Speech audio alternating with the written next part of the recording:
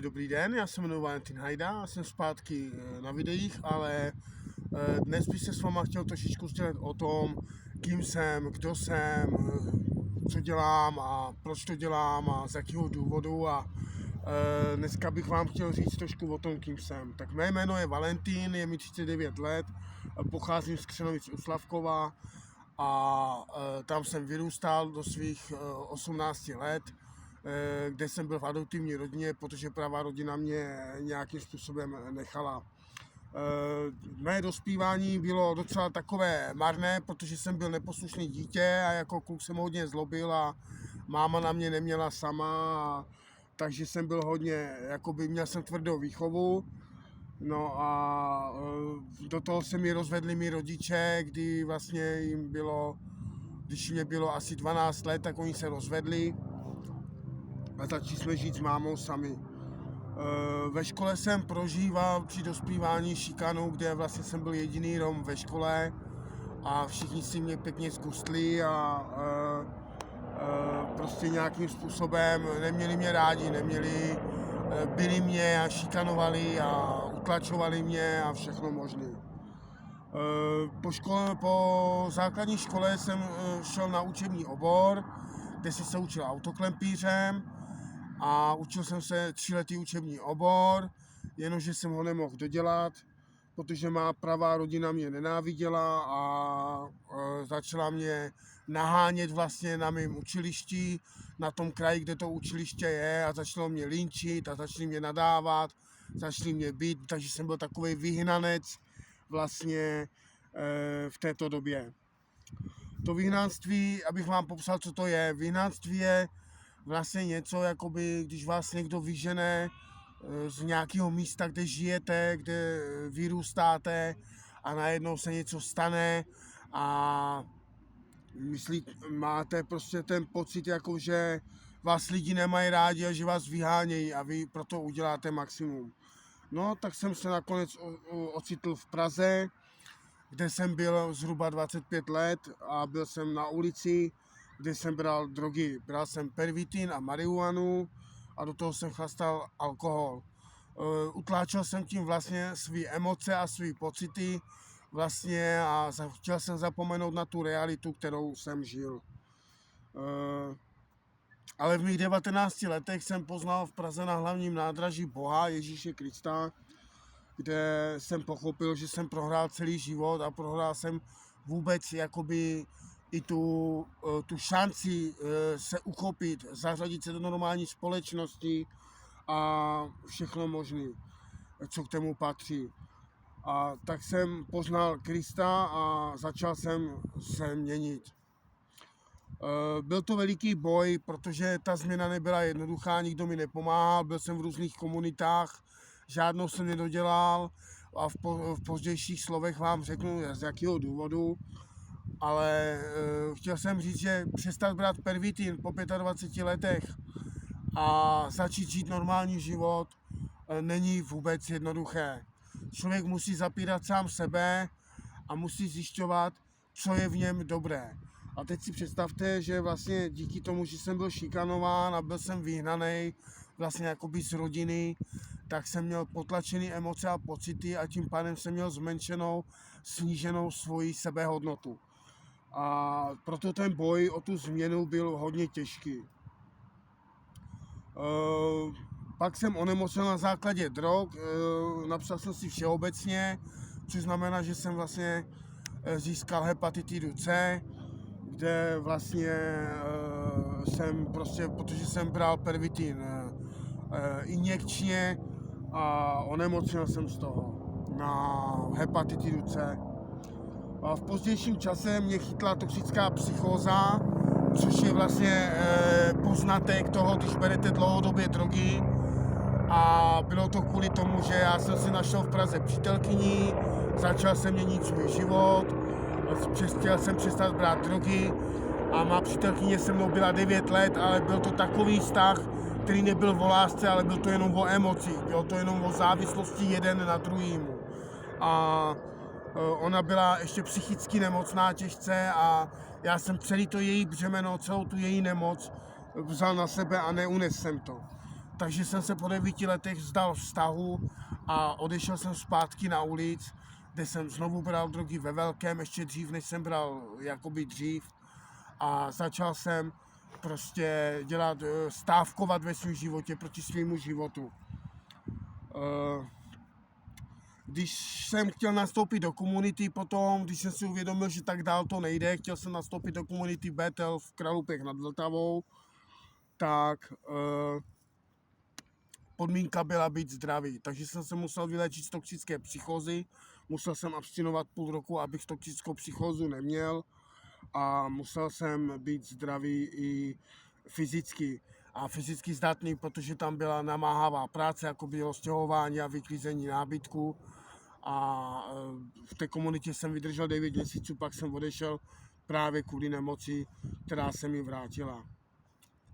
Můj boj o změnu byl v různých komunitách a léčeben, zhruba 60krát. Poznání Krista a jeho vůle jsem si napsal dál. Poznání Krista bylo v tom, že v té své nemoci a v těch svých slabostech jsem začal poznávat Ježíšovu lásku. Začal jsem poznávat, kým Kristus opravdu pro mě je a co pro mě dělá a jakým způsobem o mě bojuje. Protože Bůh je láska a v tom mě Bůh inspiroval jednou službou, kterou bych chtěl konat, a to je kázání Krista Ježíše, a díky tomu jsem prostě začal jednat, začal jsem měnit svůj život, začal jsem být v té komunitě dobrý, začal jsem fungovat, začal jsem najednou vypisovat kázání, studovat Boží slovo a různé jiné věci. Ale co se stalo, během 3-4 měsíců pobytu komunity v Bethelu v Kralupech nad Vltavou se mi vrátila toxická psychóza, neboli už jenom psychóza, protože už to není toxická, protože nebral jsem drogy, ale byla to psychóza ve formě démonických hlasů, což je zlo. Měl jsem takový boj o přežití, kdy vlastně jsem byl trápen, byl jsem linčen zlem za to, že miluju Boha a chci pro něj kázat. Tento boj o přežití vypadal asi tak, že jsem měl v noci noční můry, kdy mě dusili, nebo mě topili, nebo mě dali do paralizovaného stavu, kdy se nemůžete ani hejbat, jo, anebo mě svíjeli do křečí. Všechny tyto věci se mi probíhaly v různých komunitách, v kterých jsem byl, ať to byla komunita Teen Challenge v Poštovicích u Slaného, anebo Bethel v Kralupech nad Vltavou. Mé léčebny, kterýma jsem prošel během této nemoci, která trvá už zhruba 10 let, jsem prošel 60krát léčebnama a několikanásobně komunitama. Pak jsem poznal Krista v tom, že jsem poznal jeho vůli pro můj život. A jeho vůle byla to, za co jsem se v životě modlil, abych měl. A to bylo mít rodinu, mít krásné 2 holčičky, děti, prostě ženu, maminku svýho, která by se toho dožila, tatínka. A nic z toho se mi nesplnilo, ale to z toho důvodu, že má rodina, která mě adoptovala, kdysi, tak zemřela. A nikdo, bohužel, už jsem sám a nemám se o koho opřít. A prostě, jak bych to řekl, prostě nemám se o koho opřít a jedině o koho se mohu opřít, tak je Ježíš Kristus. Délka tady toho přetrvávání už je zhruba 10 let, kdy možná zhruba před rokem zlo ukončilo svoji válku se mnou, protože prostě Bůh ve mně vyhrál v tom, že mám obrovskou víru a mám pevnou vůli jak pro změnu, tak pro dobrý život. A i když dnes se nacházíme tady, když vidíte kolem nás, tak vlastně můžete vidět psychiatrickou léčebnu v Brně, v Černovicích, kde vlastně se léčím vlastně na tu svoji nemoc, která je podobná vlastně na těch hlasy, jakoby té psychóze. Přetrvává to dlouho, ale v čem tady ten boj spočíval, byl, že se jednalo o mou mysl. A dámy a pánové, nebudete tomu věřit, ale jedná se o mysl celého světa. Každý člověk, který má mysl, tak se to dělí na svědomí. A každý z nás máme svědomí. A to svědomí se dělí na dobré a zlé. Takže my umíme zhodnotit v našich životech, co je pro nás dobré a co je pro nás zlé. A v tom ten boj spočíval, protože díky té nemoci, díky těm hlasům, těm démonickým hlasům, prostě jsem měl podsunutý myšlenky, emoce, pocity, takže jsem nepřemýšlel já, ale přemýšlelo za mě zlo. Tím pádem se mnou manipulovalo a drželo mě na ulici dalších 10 let. Jaký jsem měl prohry a výhry v tomto boju, byly, že jsem vyhrával jedině vtedy, když jsem věřil v Krista a věřil jsem v něm pevně, že jedině on mě může zachránit, že jedině on mi může dát úlevu a jedině on mě může uklidnit, když jsem třeba zrovna v ataku se zlem. Mé prohry byly částečné, že jsem končil a končím pravidelně v různých léčebnách a to jenom proto, protože mám zpátky svoji nemoc a nemohu se jí zbavit. Ale můj Bůh mi slíbil, že mě ji zbaví v pravý čas. Boj probíhal na ulici. Proč na ulici? Protože na ulici jste sám a nikdo kolem vás není, nikdo vám nepomůže, nikdo vás nezná, nemáte se o koho opřít, nikdo vám nedá peníze na jídlo, nikdo vám nepomůže psychicky, nikdo vám prostě nepomůže. Není žádná organizace, která by vám pomohla s touto nemocí. Jsou vám podsouvány léky, které vás jenom uklidňují, ale nemoc vám nikdy nevymažou.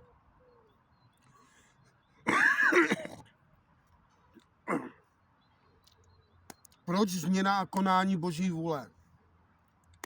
Chtěl jsem změnu právě proto, abych mohl sloužit Pánu Bohu. Abych mohl být příkladem pro ostatní lidi, že opravdu přestat brát drogy jde. Že je to jenom o pevné vůle a radikálnímu rozhodnutí v životě člověka, když si člověk uvědomí, že opravdu a uzná před Bohem, že prohrál celý život a prosí Boha o milost a prosí ho o to, aby mu život vrátil zpět.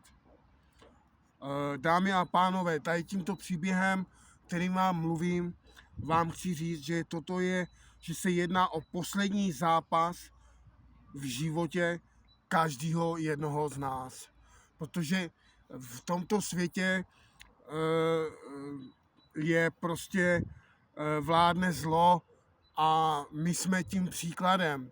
My sami jsme občas zlí lidi. Je to v nás, umíme hřešit. Děláme věci, které bychom dělat neměli. Jedná se o duchovní boj, který se jedná o naši mysl, kdy my se rozhodujeme vlastně, co chceme dělat. Chceme kouřit tu trávu, chceme jít a napít se toho alkoholu, nebo chceme někoho zabít nebo někoho pomluvit, chceme vypadat líp než ten druhý člověk, pomlouváme, soudíme a různé tyto věci o nás rozhodují, kam v životě dojdeme. Jestli budeme mít kvalitní a hojný život, naplněný, anebo ho budeme mít takový, že se budeme pachtit za penězi a za moci a v životě naplněný ve svém srdci nebudeme. Moment, já si otočím stranu. S touto nemocí, s kterou jsem vlastně, kterou mám, tak vlastně nemohu jinak bojovat, než se spolehnout na Ježíše Krista, který mi slíbil, že přijde a že mě z toho vysvobodí. A kdybych vám řekl, v kolikati komunitách a jak dlouho, kde jsem všude byl, já jsem tady vypsal pár jmén a pár věcí, tak vám řeknu, že jsem byl v Bohnicích asi 50krát, v Team Challenge asi 9krát, v Bételu jednou, v Černovicích už jsem po 3, v azylovém domě jsem byl po 2, na noclehárnách Hermesu jsem byl asi 50krát a v K-centrum Brno jsem byl asi 3krát. A všichni tito lidé, kteří tam pracují a dělají, jsou svědci mého života, kteří vidí vlastně, jakým způsobem probíhá ta má změna. Jestli probíhá, jestli je opravdu vidět, jestli je efektivní, nebo jestli je pomalá, nebo jaká je. A je to hodně důležité mít někoho kolem sebe, který vás sleduje, jak bojujete se svým zdravím, který máte poškozený a nemocný. Jakou hrálo roli zlo a proč? Hrálo roli v tom, protože představte si, že máte akvárium doma a máte v něm rybičky. A ty rybičky plavou jedním směrem. A tak jdeme i my jedním směrem, celý svět, ale ženeme se do záhuby. Ženeme se do moci, chceme být mocnější, chceme mít víc peněz. Nestačí nám to, že žijeme a máme rodiny a máme láskyplný život, který nám daroval Pán Bůh. My chceme víc, my toužíme mít lepší hadry, být lepší než ten druhý. Soudíme, kdo je černý a kdo je bílý a všude jsou války. V Izraeli jsou války, kde se jedná o víru, kde jsou boje o víru. Přitom je jenom jeden jediný Bůh. A abych to řekl, proč v tom hrálo roli zlo v mém životě, bylo proto, že jsem byl vyvolen Bohem, proto abych nesl světlo lidu. Abych byl světlem lidu, který jde v temnotě a míří přímo do záhuby tím svým charakterem, tím svým jednáním a tím, čím se pachtí. Víte, ale stalo se jednou, že jsem ten boj vybojoval a zlo uznalo, že prostě Bůh nade mnou vyhrál a že mám právo to světlo nést. A tak natáčím dnes toto video s tím, že zlo v mém životě bylo zlomeno, ale teď je tu ta psychóza, na kterou se čeká už jenom, když se vyléčí, když se z toho dostanu. A tak vás prosím, abyste mi drželi palečky a zároveň se za mě modlili, vy křesťané, kteří to uvidíte. Modlete se prosím vás za psychicky nemocné lidi, kteří trpí paranoidní schizofrenií, trpí psychózou, hlasama a různými jinými psychickými nemocema, protože jsou tak omezení, že nemůžou řídit svůj vlastní život. Částečné vítězství v boji se zlem. Píšu částečné právě proto, že co se týče jakoby přímého zla, to nade mnou skončilo. To opravdu skončilo a můžu děkovat za to Pánu Bohu, že Pán Bůh zlomil nade mnou zlo. Že opravdu bylo celou dobu v tom boji vidět, že usiluju o změnu, že usiluju o to být lepším člověkem a usiluju být světlem a solí pro druhé kolem mě. A právě proto zlo o mě bojovalo. Ale už to skončilo a díky Pánu za to. Ale teď máme tady nepokora nemoci. Prožívám nepokoru nemoci, kdy vlastně nemoc nechce se pokořit a nechce uznat vlastně prohru toho boje. A trestá mě, linčuje mě za různé věci, jako je to, že čtu Biblii, že se modlím k Bohu, že miluju Boha, že kážu a všechno možné. A trestá mě tím, že mě nutí neustále hřešit, brát drogy a všechno možné. Vyvyšuje se sebe samou, ta nemoc se vyvyšuje sebe sama nad celého Boha a nad celého satana. Což mě jako upřímně křesťana trošku zaráží, protože vždycky je to o tom, že Bůh je jenom jeden. A i když vládne ve světě zlo, dámy a pánové, neznamená, že musíme jít tím směrem, kterým chce zlo, abychom šli. A nejenom zlo, není to všechno jenom o zlu. Nemůžeme ukazovat na satana, jenom furt na satana a všechno svádět na satana. On nesedí na kamínku a nebrečí, protože každý na něho svaluje jakoukoliv vinu, kterou v životě člověk udělá.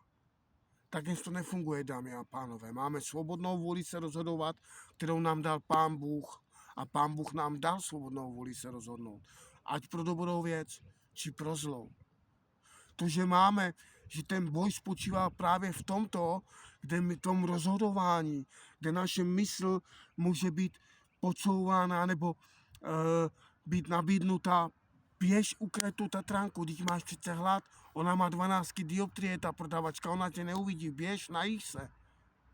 A všichni víme, že je to špatná věc. A přesto někteří z nás jdeme a uděláme to. A to je to naše rozhodnutí. To je to naše svědomí. Jak ho máme čistý před Bohem. Jak se snažíme být čistí sami v sobě. Být spokojení a naplnění tím, kým jsme.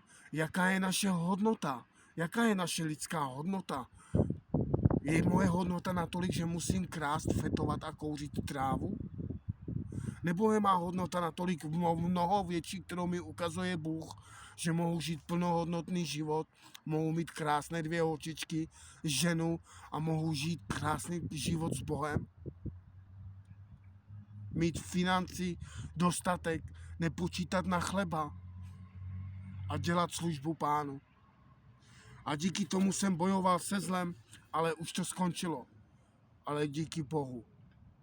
Díky Bohu, že je zlo, protože je spravedlnost. Je spravedlnost. A spravedlnost je někdy krutá, dámy a pánové. Někdy, když vám maminka odpustí, stejně půjdete sedět do kriminálu. To se vám nevymaže, protože spravedlnost je krutá. Ale milost Boží je Ježíš Kristus, který přichází v pravý čas, když ho prosíte a voláte a litujete svých hříchů, který odpouští, protože on miluje odpouštět. A na toto dává světlo duši ve vašem srdci. Toto je to naplnění. Mít čistý svědomí, kde víte, že žijete krásný život a nemusíte se v životě před ničím a před nikým skrývat. Já děkuju Pánu Bohu za jednu věc, a to je za to, že existuje zlo. Protože kdyby neexistovalo zlo, člověk by si neuvědomil, kým je Bůh. Člověk by v životě nepřišel na to, kým je Bůh. Jakou milost může člověk dostat od Boha, aby mohl přežít v tomto světě. Protože je třeba bezdomovcem jako já 25 let a nemá nic.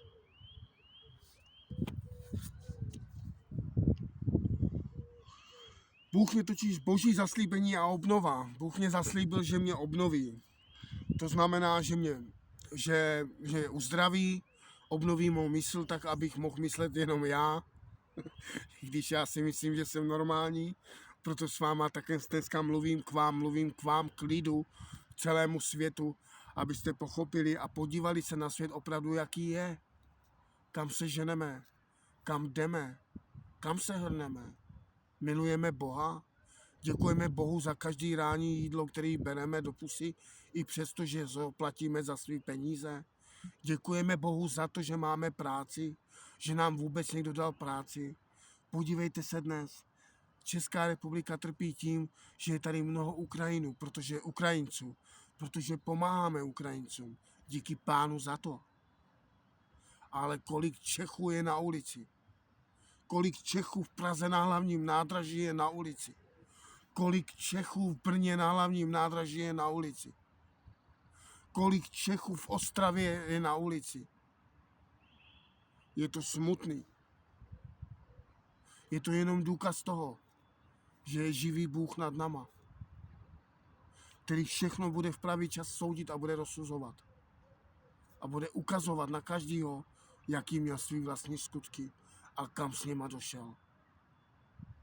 A buď půjdeme do pekla, do ohnivého jezera, jak je napsaný ve Zjevení, anebo půjdeme do nebe.